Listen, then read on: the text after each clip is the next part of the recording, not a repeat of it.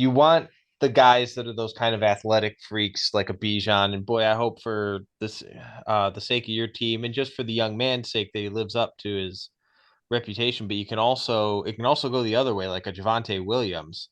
And this is also, I know, another player you've been kind of following for some of your more long-term format like dynasty and keeper teams. And what are you thinking here, man?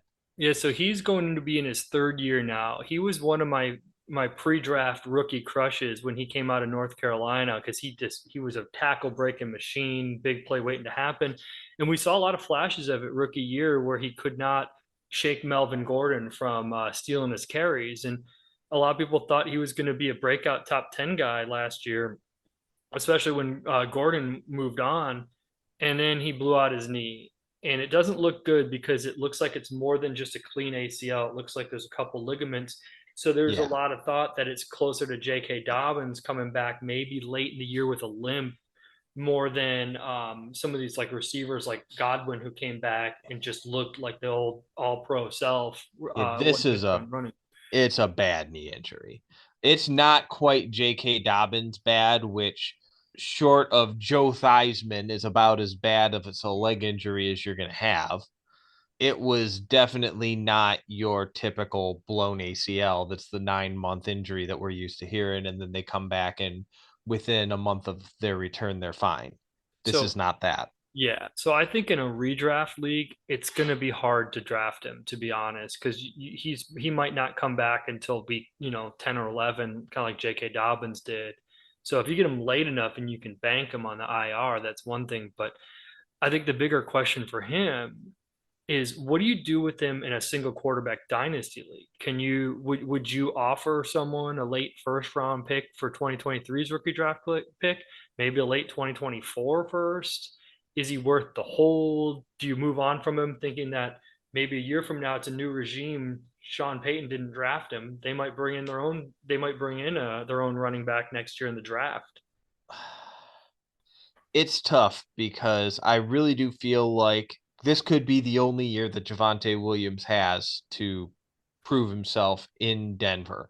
And if he is not back and looking really, really good at some point in the year, then he's going to be another team with very little invested in him who's going to have to prove that he's better than in order to just get any carries. Yeah. I mean, I don't know what you would get for Javonte Williams at this point, Well, trading him. and like, what would you trade for him? Because like if I'm a team, if I don't have him, I don't think I'm trading a first for him. I don't think he's worth that No much way. risk. But if I own him, I don't think I'm trading him for a third because what if he does pan out, and he comes on strong late in the season, he could technically, if he comes back healthy in the second half, he could come off the bench and, sun god style as a rookie and lead you to a championship, in which case he's worth way more than a third.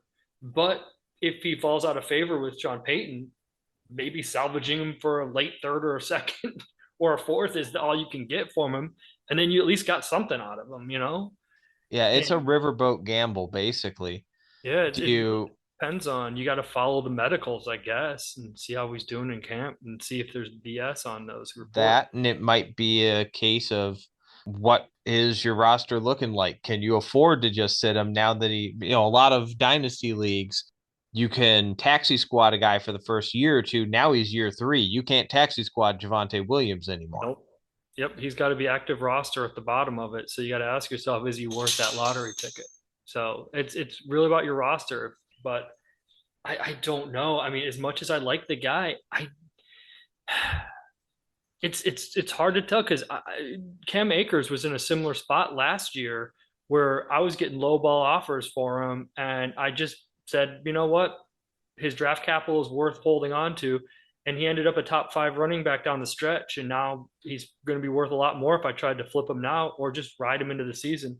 And I think that's the best bet for Javonte. I think I'd probably try to hold on to him and hope something like that happens. Because I mean, Denver brought in Samaje Perine, but he kind of profiles as a very good backup. I don't know if he's there to take Javonte's job this year. So at least you have this year to see what you got in Javonte before seeing if he can come up in value. I think it's worth the hold, to be honest. Yeah, I totally agree with you. It doesn't make sense to give a guy away in Dynasty when there's still significant upside. Especially a third year running back who's has very low tread on the tires because even when he plays as a rookie, he was only playing 40% of the snaps, so he could be one of those guys that defies gravity and plays well as a 28-year-old running back.